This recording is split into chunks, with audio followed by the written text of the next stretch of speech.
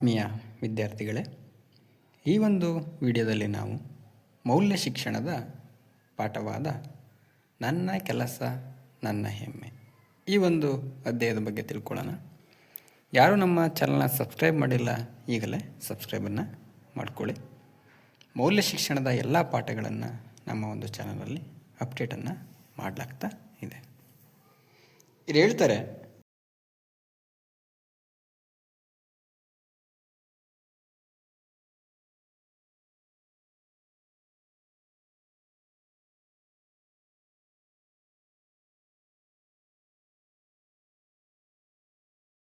ಮತ್ತು ಶಾಲೆಗೆ ಕರೆದುಕೊಂಡು ಹೋಗುವ ಆಟೋ ಚಾಲಕರು. ನೋಡಿ, ನಮ್ಮ ಸುತ್ತಮುತ್ತ ಹಲವಾರು ಜನರು ನಮಗೋಸ್ಕರ ಕೆಲಸಗಳನ್ನು ಮಾಡ್ತಾ ಇರ್ತಾರೆ.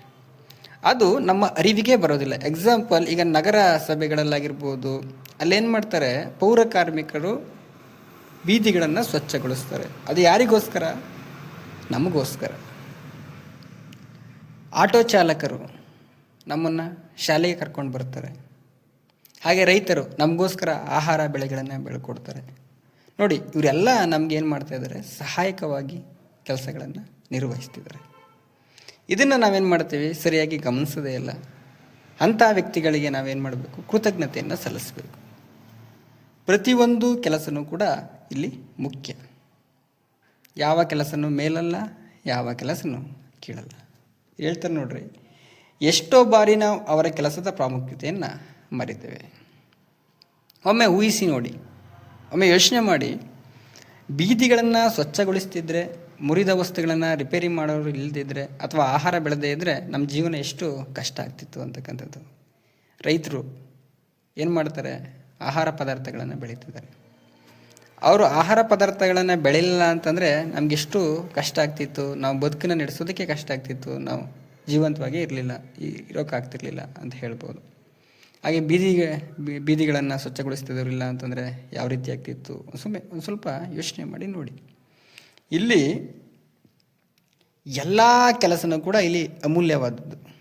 ಹೇಳ್ತಾರೆ, ಈ ಎಲ್ಲ ಕೆಲಸಗಳು ಯಾವಾಗಲೂ ಎಲ್ಲರ ಗಮನ ಸೆಳೆಯದೆ ಇರಬಹುದು. ಇದ್ರ ಬಗ್ಗೆ ಯೋಚನೆ ಮಾಡೋದಿಲ್ಲ ನಾವು ನೋಡಿ. ಆದರೆ ಅವು ಅತ್ಯಗತ್ಯ.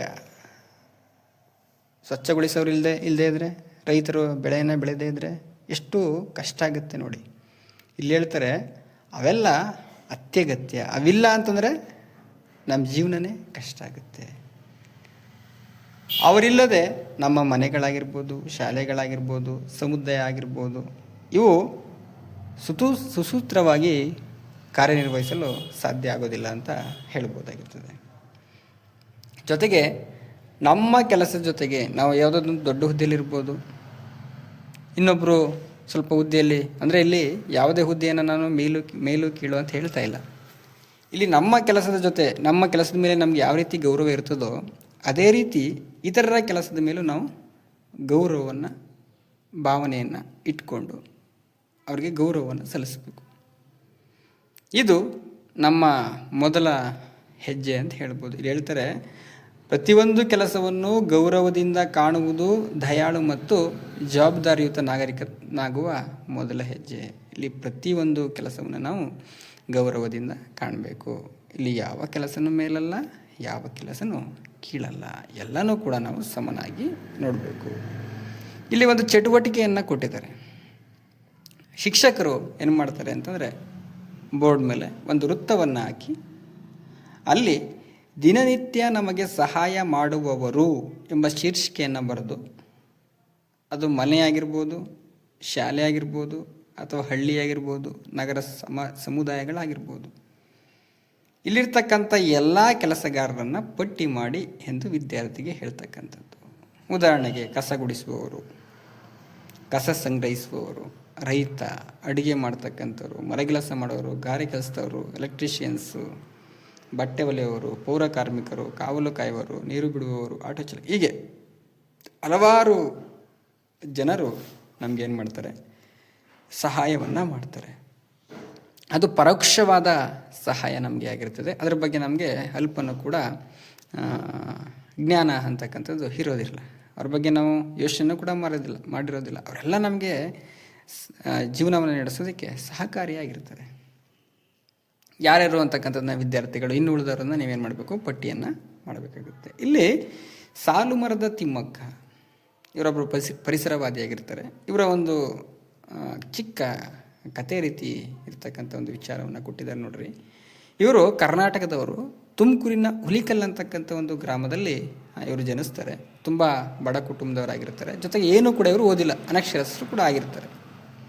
ಇವರು ಮದುವೆ ಆದ ನಂತರ ಇವರಿಗೆ ಮಕ್ಕಳಿರೋದಿಲ್ಲ. ಇವರು ತಮ್ಮ ಗಂಡನ ಜೊತೆಗೂಡಿ ಏನು ಮಾಡ್ತಾರೆ ಅಂತಂದರೆ ಸುಮಾರು 385 ಆಲದ ಮರಗಳನ್ನು, ಜೊತೆಗೆ ಸುಮಾರು 8,000ಕ್ಕೂ ಹೆಚ್ಚು ಗಿಡಗಳನ್ನು ಏನು ಮಾಡ್ತಾರೆ, ರಸ್ತೆ ಬದಿಯಲ್ಲಿ ನೆಡ್ತಾರೆ. ತಮಗೆ ಮಕ್ಕಳಿಲ್ಲದ ಕಾರಣ ಇವರು ಏನು ಮಾಡ್ತಾರೆ, ಅವುಗಳನ್ನೇ ತಮ್ಮ ಮಕ್ಕಳಂತೆ ಏನು ಮಾಡ್ತಾರೆ, ಪೋಷಣೆಯನ್ನು ಮಾಡ್ತಾರೆ. ಇದಕ್ಕೋಸ್ಕರ 2019ರಲ್ಲಿ ಇವರಿಗೆ ಪದ್ಮಶ್ರೀ ಪ್ರಶಸ್ತಿ ಸಿಗುತ್ತೆ. ಜೊತೆಗೆ ಇವರಿಗೆ ಪರಿಸರಕ್ಕೆ ಸಂಬಂಧಪಟ್ಟಂತೆ ಹಲವಾರು ಪ್ರಶಸ್ತಿಗಳನ್ನು ಕೂಡ ಇವರು ಪಡ್ಕೊಂಡಿದ್ದಾರೆ. ಇವ್ರು ನೋಡಿ, ಇವ್ರಿಗೆ ಯಾವುದೇ ರೀತಿ ಶಿಕ್ಷಣ ಇರೋದಿಲ್ಲ, ಇವರು ಓದಿಲ್ಲ. ಜೊತೆಗೆ ಇವ್ರಿಗೆ ಯಾವುದೇ ರೀತಿ ಹಣಕಾಸಲ್ಲೂ ಕೂಡ ಇವರು ಅಷ್ಟು ಪ್ರಬುದ್ಧತೆಯನ್ನು ಹೊಂದಿಲ್ಲ. ಪಾಪ ಬಡವರು ಆದರೂ ಕೂಡ ಇವರು ಪರಿಸರದ ಮೇಲೆ ಎಷ್ಟು ಕಾಳಜಿಯನ್ನು ವಹಿಸಿ ಪರಿಸರವನ್ನು ಅವರು ಇದನ್ನು ಮಾಡೋದಕ್ಕೆ, ಅಂದರೆ ಅಭಿವೃದ್ಧಿಯನ್ನು ಮಾಡೋದಕ್ಕೆ ಏನು ಮಾಡ್ತಾರೆ, ತಮ್ಮ ಜೀವನವನ್ನು ಅರ್ಪಿಸ್ತಾರೆ. ಇದಕ್ಕೋಸ್ಕರ ಇವರೇನಾದರೂ ಇಡೀ ದೇಶದಾದ್ಯಂತ, ಇಡೀ ಪ್ರಪಂಚಾದ್ಯಂತ ಹೆಸರುವಾಸಿ ಆದರು. ಅಂದರೆ ತಮ್ಮ ಸ್ವಾರ್ಥವನ್ನು ಬಿಟ್ಟು ಏನು ಮಾಡಿದ್ರು, ಪರಿಸರದ ಮೇಲೆ ಕಾಳಜಿಯನ್ನು ಇಟ್ಕೊಂಡು ಪರಿಸರವನ್ನು ರಕ್ಷಣೆಯನ್ನು ಮಾಡೋದಕ್ಕೆ ನಿಂತ್ಕೊಂಡ್ರು. ಯಾರು? ಸಾಲು ಮರದ ತಿಮ್ಮಕ್ಕ. ಅವ್ರದ್ದೊಂದು ಸಣ್ಣ ಕಥೆಯನ್ನು ಇಲ್ಲಿ ಕೊಟ್ಟರು. ತದನಂತರ ಇನ್ನೊಬ್ಬರ ಬಗ್ಗೆ ಕೊಡ್ತಾರೆ. ಇವರು ಮೈಸೂರಲ್ಲಿ ಪೌರ ಕಾರ್ಮಿಕರಾಗಿರ್ತಾರೆ. ಇವರು ಕೆಲಸ ಏನಪ್ಪ ಅಂದರೆ ಪೌರ ಕಾರ್ಮಿಕರದ್ದು ಬೀದಿ ಸ್ವಚ್ಛವನ್ನು ಗೊಳಿಸ್ತಕ್ಕಂಥ ಕೆಲಸ. ಇವರೇನು ಮಾಡ್ತಾರೆ, ಇವರು ಗುಂಡ್ಲುಪೇಟೆಯವರು. ಗುಂಡ್ಲುಪೇಟೆ ತಾಲೂಕಲ್ಲಿ ಏನು ಮಾಡ್ತಾರೆ, ಗ್ರಾಮ ಪಂಚಾಯತಿ ಚುನಾವಣೆಗೆ ನಿಂತ್ಕೊಂಡು ಏನು ಮಾಡ್ತಾರೆ, ಗೆಲ್ತಾರೆ, ಸದಸ್ಯರಾಗಿ ಗೆದ್ಕೋತಾರೆ. ತದನಂತರ ನೋಡ್ರಿ, ಗುಂಡ್ಲುಪೇಟೆ ತಾಲೂಕಿನ ಆ ಒಂದು ಗ್ರಾಮ ಪಂಚಾಯತಿಯಲ್ಲಿ ಅಧ್ಯಕ್ಷರಾಗಿಯೂ ಕೂಡ ಕೆಲಸವನ್ನು ಮಾಡ್ತಾರೆ. ಅಂದರೆ ಇವರು ಪೌರ ಕಾರ್ಮಿಕರಾಗಿದ್ದರು, ಆದರೆ ಇಡೀ ಗ್ರಾಮ ಪಂಚಾಯತಿ ಅಧ್ಯಕ್ಷರಾದರು. ನೋಡಿ ಯಾವ ರೀತಿ ಬೆಳವಣಿಗೆಯನ್ನು ನಾವು ಇಲ್ಲಿ ಕಾಣ್ಬೋದು ಅಂತ. ತದನಂತರ ನೋಡ್ರಿ, ಇನ್ನೊಬ್ಬರ ಕತೆ ಥಾಮಸ್ ರಾಜ ಅಂತಕ್ಕಂಥವ್ರ ಕತೆ. ಇವ್ರನ್ನ ಅನಾಥ ಮಕ್ಕಳ ರಕ್ಷಕ ಅಂತಲೂ ಕೂಡ ಕರೀತಾರೆ. ಇವರು ಆಟೋ ಚಾಲಕರಾಗಿದ್ದರು, ಪ್ರಾರಂಭದಲ್ಲಿ ಆಟೋ ಚಾಲಕರಾಗಿದ್ದರು. ಇವರು ಓದಿದ್ದು ಬರೀ 3ನೇ ತರಗತಿ ಮಾತ್ರ. ಬೆಂಗಳೂರಲ್ಲಿ ಜೀವನವನ್ನು ಸಾಗಿಸೋದಕ್ಕೆ, ಆಟೋವನ್ನು ಓಡಿಸೋದಕ್ಕೆ ಪ್ರಾರಂಭ ಮಾಡ್ತಾರೆ. ಆಟೋ ಓಡಿಸ್ತಿರ್ತಕ್ಕಂಥ ಸಂದರ್ಭದಲ್ಲಿ ಬೀದಿ ಬದಿಗಳಲ್ಲಿ, ಫುಟ್ಪಾತಲ್ಲಿ ಹಲವಾರು ಜನರು ಮಲಗಿರ್ತಾರೆ. ಈಗಲೂ ಕೂಡ ಮಲಗಿರ್ತಕ್ಕಂಥವ್ರು ನಾವು ಕಾಣ್ಬೋದು. ಅಂಥವರ ಕಷ್ಟ ಅವರಿಗೆ ಒಂದು ಸ್ವಲ್ಪ ಮನಸ್ಸಿಗೆ ತಟ್ಟುತ್ತೆ. ಅದಕ್ಕೇನು ಮಾಡ್ತಾರೆ, ತಮ್ಮ ಮನೆಯಲ್ಲಿ ಸುಮಾರು 13 ಜನ ನಿರಾಶ್ರಿತರಿಗೆ ಆಶ್ರಯವನ್ನು ಕೊಡ್ತಾರೆ. ಜನ ಏನಂದ್ರೂ ಕೂಡ ಅವರು ತಲೆನೇ ಕೆಡಿಸ್ಕೊಳ್ಳೋದಿಲ್ಲ. ತದನಂತರ ಏನು ಮಾಡ್ತಾರೆ, 1997ರಲ್ಲಿ New Arc Mission of India ಅಂತಕ್ಕಂಥ ಒಂದು ಸಂಸ್ಥೆಯನ್ನು ಕಟ್ಟಿ ಸುಮಾರು 750 ನಿರ್ಗತಿಕರಿಗೆ ಇವರೇನು ಮಾಡ್ತಾರೆ, ಆಶ್ರಯವನ್ನು ಕೊಡ್ತಾರೆ. ಸುಮಾರು ಇಲ್ಲಿ 750 ಜನ ನೋಡಿ.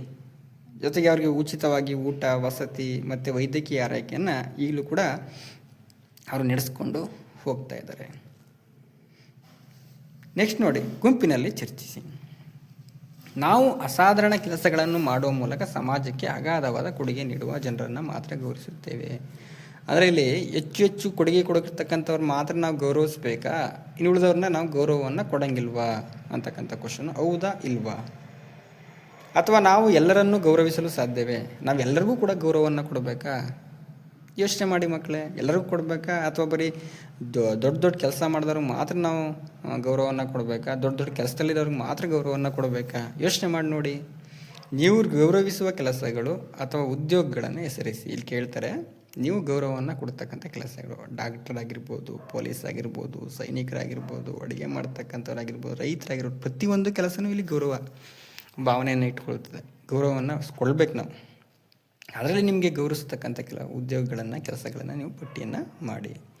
ನೀವು ಯಾವ ವೃತ್ತಿ ಅಥವಾ ಕೆಲಸಗಳನ್ನು ಗೌರವಿಸುವುದಿಲ್ಲ, ನೀವು ಯಾವ ವೃತ್ತಿಯನ್ನು ನೀವು ಗೌರವಿಸುವ, ನಿಮ್ಗೆ ಯಾವ ವೃತ್ತಿ ಇಷ್ಟ ಆಗೋದಿಲ್ಲ ಅಂತಕ್ಕಂಥ ನಮ್ಮ ಮಕ್ಕಳೇ ನೀವು ಇಲ್ಲಿ ಬರೀಬೇಕು. ಅಂಥ ಕೆಲಸಗಳನ್ನು ಮಾಡುವವರು ಒಂದೊಮ್ಮೆ ತಮ್ಮ ಕೆಲಸಗಳನ್ನು ನಿಲ್ಲಿಸಿದರೆ ಅದರಿಂದ ಏನಾಗುತ್ತದೆ, ಅದು ನಮ್ಮ ಸಮಾಜದ ಮೇಲೆ ಹೇಗೆ ಪರಿಣಾಮ ಬೀರುತ್ತದೆ. ಇಲ್ಲಿ ಕೆಲವು ಕೆಲಸಗಳನ್ನು ಕೊಟ್ಟಾಗ, ಈಗ ಪೊಲೀಸು ಅವ್ರ ಕೆಲಸನೇ ಮಾಡಿಲ್ಲ ಅಂದರೆ ಏನಾಗುತ್ತೆ, ವೈದ್ಯರು ಅವ್ರ ಕೆಲಸಗಳನ್ನೇ ಮಾಡಲಿಲ್ಲ ಅಂತಂದರೆ ಏನಾಗುತ್ತೆ, ಇದರ ಬಗ್ಗೆ ಚರ್ಚೆಯನ್ನು ಮಾಡಿ ಇದು ಸಮಾಜದ ಮೇಲೆ ಯಾವ ರೀತಿ ಪರಿಣಾಮ ಬೀರುತ್ತದೆ ಅಂತಕ್ಕಂಥದ್ದನ್ನು ವಿದ್ಯಾರ್ಥಿಗಳು ನೀವೇನು ಮಾಡಬೇಕು, ಪಟ್ಟಿಯನ್ನು ಮಾಡಬೇಕು. ಇಲ್ಲಿ ಪ್ರತಿಯೊಂದು ಕೆಲಸನೂ ಕೂಡ ಇಲ್ಲಿ ಮುಖ್ಯನೇ. ರೈತನ ಕೆಲಸನೂ ಮುಖ್ಯ, ಕ್ಷೌರಿಕನ ಕೆಲಸನೂ ಮುಖ್ಯ, ಮತ್ತು ಮರ ಕೆಲಸದವನದು ಮುಖ್ಯ, ಗಾರೆ ಕೆಲಸದವರು ಮುಖ್ಯ. ಇಲ್ಲಿ ಯಾವ ಕೆಲಸನೂ ಕೀಳಲ್ಲ. ಎಲ್ಲ ಕೆಲಸಗಳನ್ನು ಕೂಡ ನಾವು ಗೌರವ ಭಾವದಿಂದ ನೋಡಬೇಕು. ಪ್ರೀತಿಯ ಮಕ್ಕಳೇ, ಪ್ರತಿಯೊಂದು ಕೆಲಸದ ಮೇಲೂ ನೀವು ಗೌರವ ಭಾವನೆಯನ್ನು ಇಟ್ಕೊಳ್ಳಿ. ಜೊತೆಗೆ ಇಲ್ಲಿ ಒಂದು ಲೈನ್ನ ಕೊಟ್ಟಿದ್ದಾರೆ, ಕಾಯಕವೇ ಕೈಲಾಸ, ದುಡಿಮೆಯೇ ದೇವರು. ಬಸವಣ್ಣನವರು ಹೇಳಿರ್ತಕ್ಕಂಥದ್ದು, ನಾವು ನಮ್ಮ ಕೆಲಸವನ್ನು ನಾವು ಕರೆಕ್ಟಾಗಿ ಮಾಡ್ಕೊಂಡೋದ್ರೆ ಅದೇ ನಮಗೆ ಕೈಲಾಸ ಇದ್ದಂಗೆ ಅಂತ ಒಂದು ಸಣ್ಣ ಅರ್ಥ ಹೇಳ್ತೀನಿ. ಆದರೆ ನೀವು ಅದರ ಬಗ್ಗೆ ನಮ್ಮ ಶಿಕ್ಷಕರ ಜೊತೆ ಚರ್ಚೆಯನ್ನು ಮಾಡಿ. ನನ್ನ ಕೆಲಸ ಹಾಗೂ ಇತರರ ಕೆಲಸವನ್ನು ಗೌರವಿಸುವುದರಿಂದ ನಾನು ಆತ್ಮವಿಶ್ವಾಸದ ಕರುಣೆಯುಳ್ಳ ವ್ಯಕ್ತಿಯಾಗಬಲ್ಲೆ. ಇದರಿಂದ ನಾವೇನು ತಿಳ್ಕೊತೀವಿ ಅಂದರೆ, ನಾವು ನಮ್ಮ ಕೆಲಸದ ಜೊತೆ ಇತರರ ಕೆಲಸವನ್ನು ಕೂಡ ನಾವು ಗೌರವಿಸಬೇಕು. ಗೌರವಿಸಿದಾಗ ನಾವು ಆತ್ಮವಿಶ್ವಾಸದ ಮತ್ತು ಕರುಣೆಯುಳ್ಳ ವ್ಯಕ್ತಿ ಆಗ್ತೀವಿ. ನೀವು ಒಂದು ಚಟುವಟಿಕೆಯನ್ನು ಮಾಡಬೇಕಿಲ್ಲಿ. ಪ್ರತಿನಿತ್ಯವೂ ತನ್ನ ಸುತ್ತಮುತ್ತಲಿನವರಿಗೆ ಸಹಾಯ ಮಾಡುವ ನಿಮಗೆ ತಿಳಿದಿರುವ ಒಬ್ಬ ವ್ಯಕ್ತಿಯನ್ನು ಆಯ್ಕೆ ಮಾಡಿ ಅವರನ್ನು ಪ್ರಶಂಸಿಸುವ ಒಂದು ಪುಟ್ಟ ಕೃತಜ್ಞತಾ ಪತ್ರವನ್ನು ಬರೆದು ಅವರಿಗೆ ಕೊಡಿ. ನಿಮ್ಮ ಸುತ್ತಮುತ್ತ ಹಲವಾರು ಜನ ಇರ್ತಾರೆ, ಸಹಾಯ ಮಾಡ್ತಿರ್ತಾರೆ. ಅವರಿಂದ ಒಬ್ಬೊಬ್ಬರಿಗೆ ಸಹಾಯವನ್ನು ಮಾಡ್ತಿರ್ತಾರೆ. ಆ ಸಹಾಯ ಮಾಡ್ತಕ್ಕಂಥ ವ್ಯಕ್ತಿ ಯಾರಿದ್ದಾರೆ ಅಂತಕ್ಕಂಥದ್ದನ್ನು ನೋಡಿ ನಿಮ್ಮ ಸುತ್ತಮುತ್ತ ಅವ್ರಿಗೇನು ಮಾಡಬೇಕು, ನೀವೊಂದು ಗ್ರೀಟಿಂಗ್ ಕಾರ್ಡನ್ನು ಬರೆದು, ಕೃತಜ್ಞತಾ ಪತ್ರವನ್ನು ಬರೆದು ಅವ್ರಿಗೆ ನೀವು ಕೊಡಿ, ಅಭಿನಂದನೆಯನ್ನು ಸಲ್ಲಿಸಿ. ಇಷ್ಟು ಈ ಒಂದು ಪಾಠದ ವಿಚಾರ ಆಗಿರ್ತದೆ. ಮುಂದಿನ ವಿಡಿಯೋದಲ್ಲಿ ಮುಂದಿನ ಪಾಠದ ಬಗ್ಗೆ ತಿಳ್ಕೊಳ್ಳೋಣ ಅಂತ ಹೇಳ್ತಾ ಈ ವಿಡಿಯೋನ ಇಲ್ಲಿಗೆ ಮುಗಿಸ್ತಾ ಇದ್ದೇನೆ. ಧನ್ಯವಾದಗಳು.